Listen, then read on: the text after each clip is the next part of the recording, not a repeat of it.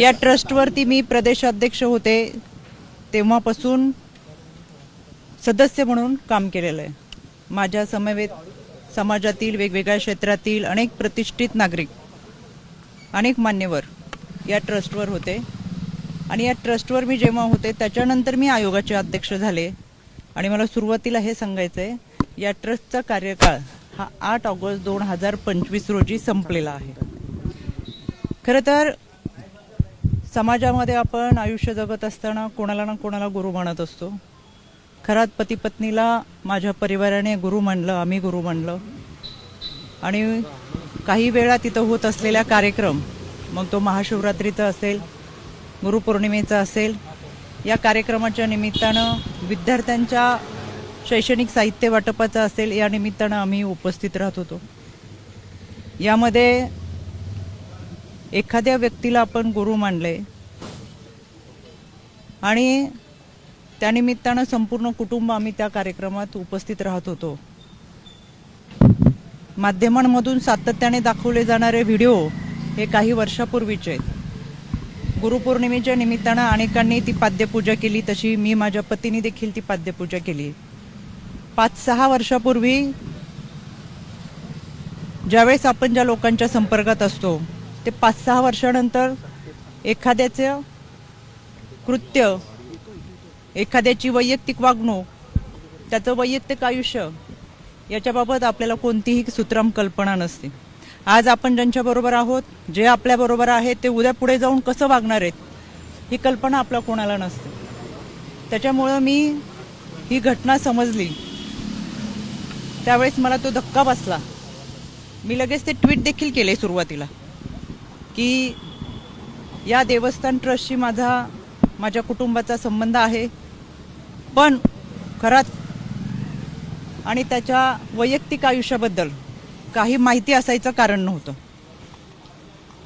यामध्ये पोलिसांनी खोलवर निष्पक्षपणे तपास करावा हे मी परवाच सांगितलेलं आहे। त्याच्यासाठी आज मी पोलीस महासंचालक यांची भेट घेतली, त्यांना देखील या तपासाबाबतचं पत्र दिले, जे मी तुम्हाला माध्यमातून सुद्धा दिले। त्यानंतर मी राज्याचे मुख्यमंत्री आदरणीय देवेंद्रजी फडणवीस साहेब यांची भेट घेतली, त्यांनाही ते पत्र दिले, ते मी तुम्हाला माध्यमातून दिलेले। मी आता आदरणीय सुनेत्रा वहिनी, राष्ट्रवादी काँग्रेस पक्षाच्या आमच्या राष्ट्रीय अध्यक्ष, आमच्या नेत्या यांची भेट घेतली आणि एकंदर हा सगळ्या घटनेचा तपास हा पारदर्शकपणे व्हावा, निष्पक्षपणे व्हावा यासाठीची मागणी केली। यामध्ये आपण काही लोकांवर विश्वास ठेवतो, एक आध्यात्मिक श्रद्धा आपली असते, एक आध्यात्मिक भावना असते। माझं संपूर्ण कुटुंब हे वारकरी कुटुंब आहे, त्याच्यामुळे आमची जी श्रद्धा होती ती आध्यात्मिक दृष्टिकोनातून होती आणि म्हणून आम्ही कुटुंब ह्या देवस्थानशी जोडलं होतं। पण त्याची दुसरी जी बाजू आहे ती कधी आमच्या समोर आली नाही, काही माहीत असायचं कारण नाही। वर्षातल्या काही कार्यक्रमांना उपस्थित राहत असताना काही कालावधीसाठी आम्ही तिथं असायचो। त्याच्यामुळे जे काही घडले ते अत्यंत चुकीचे, अतिशय घाणेरडं कृत्य आहे। त्याचं कुठेही आम्ही समर्थन करणार नाही। पोलिसांनी त्याचा सखोल तपास करावा, आरोपीवर कठोर कारवाई करावी ही मागणी आम्ही महासंचालक असेल, आदरणीय वहिनी असतील, आदरणीय देवेंद्रजी फडणवीस असतील यांच्याकडे केलेली आहे।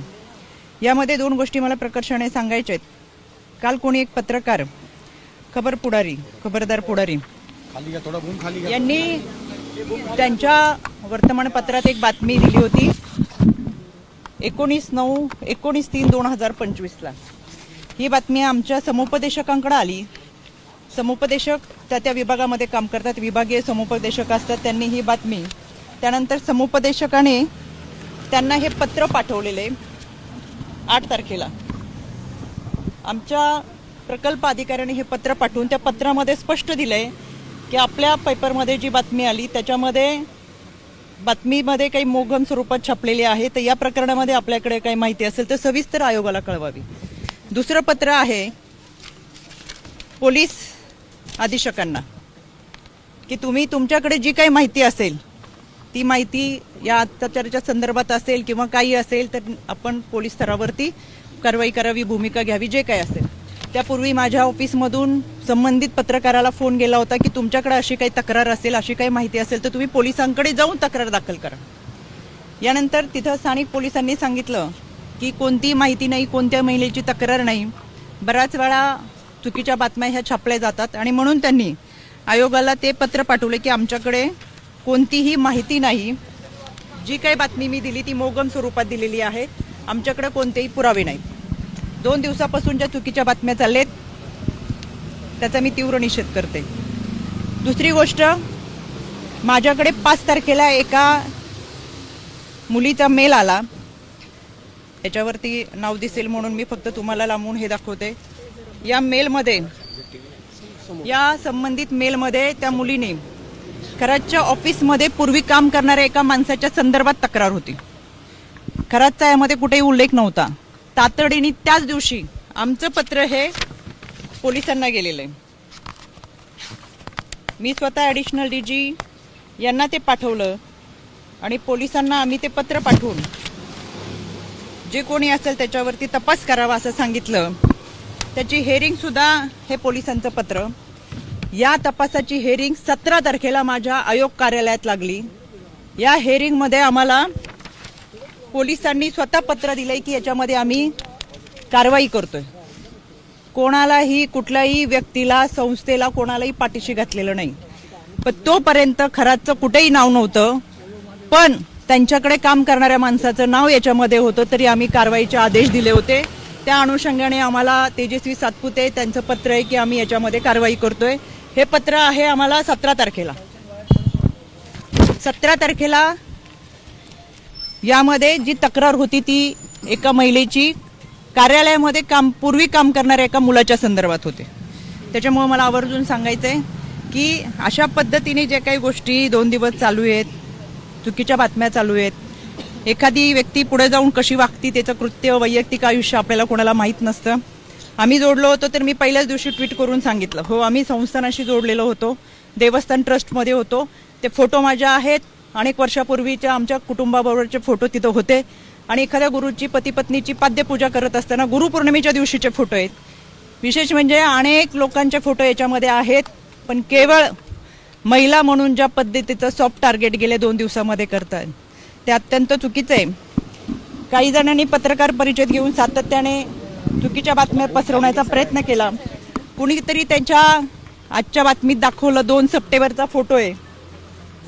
खरं हा माझा फोटो, हा फोटो आहे 12 सप्टेंबरचा. ह्याच्यावरची 1 तारीख पुढची खोडली आणि 2 सप्टेंबर दाखवलं आणि काहीतरी त्या दिवशी अमावस्या पौर्णिमा काहीतरी आहे असं चुकीचं दाखवलं. माझ्या आजही अकाउंटवर गेला तर हे फोटो आहे असे आहेत, ते 2 सप्टेंबरचे नाहीत, ते 12 सप्टेंबरचे. दुसरी गोष्ट, 2 सप्टेंबरला आदरणीय अजितदादांच्या दौऱ्यात आम्ही होतो. हा माझा 2 सप्टेंबरचा फोटो आहे. 2 सप्टेंबरला हा फोटो झाल्यानंतर कुठेही माझ्या हाताला जखम नाही. हा 3 सप्टेंबर, 4 सप्टेंबरचा फोटो आहे. माझ्या या भागामध्ये अधिकाऱ्यांच्या समवेत रस्त्याची पाहणी, कुठेही हाताला जखम नाही. हा 4 सप्टेंबरचा आहे. आणि हा 5 सप्टेंबरचा फोटो आहे. कुठेही हाताला जखम नाही. कुठला दिवस होता, काय होता, विधी तो माहीत नाही. आणि हा 6 सप्टेंबरचा आहे. कोणतीही हाताला जखम नाही. कायद्याच्या चौकटीतून ह्या सगळ्यांना आम्ही नोटिसा पाठवूच. चुकीच्या पद्धतीने बदनामी करणं, अश्लील टीका टिप्पणी करणं, खोटे नरेटिव्ह सेट करणं, खोट्या बातम्या प्रसारित करणं, या सगळ्यांच्या बाबत कायद्याच्या चौकटीतून प्रक्रिया नक्की करेल. मी परत सांगते, यामध्ये जी व्यक्ती होती ती दोषी आहेच, त्याच्यावर कठोर कारवाई झालीच पाहिजे. आपल्याला कोणत्याही व्यक्तीच्या वैयक्तिक आयुष्याबद्दल काही माहिती असायचं कारण नाही. आणि आज आपण ज्यांच्याबरोबर आहेत ते पुढे जाऊन 4 वर्षांनी, 5 वर्षांनी काय करणार आहेत हे याची कल्पना आपल्याला नसते.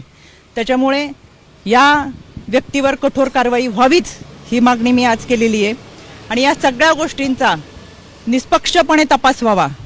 त्याच्यामुळे मी आज राज्य महिला आयोगाच्या अध्यक्षपदाचा राजीनामा माझ्या नेत्या आदरणीय सुनेत्रा वहिनी यांच्याकडे मी सुपूर्द केलेला आहे. याबाबतचा जो काही निर्णय असेल तो आदरणीय वहिनी घेतील. आपल्याशी बोलण्यासाठी मी सविस्तर पुराव्यासहित पत्रकार परिषद घेईल. धन्यवाद.